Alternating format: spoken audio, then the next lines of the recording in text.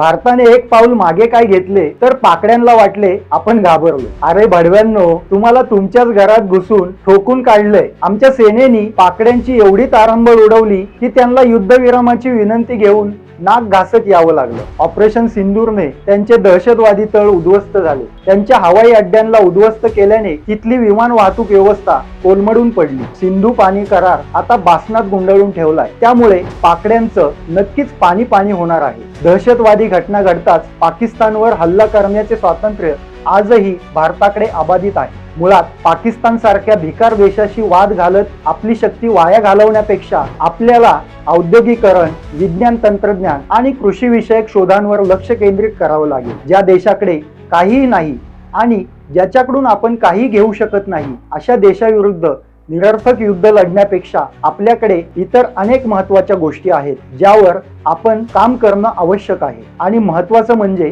आपल्याला थांबण्याची विनंती करायला त्यांनी पुढाकार घेतला। कुस्तीच्या सामन्यात जसं जो आधी बाहेर पडतो तोच हरतो, तसं पाकिस्तान बाहेर पडला म्हणून तोच हरला आहे आणि हे सर्व जगाला ठाऊक आहे।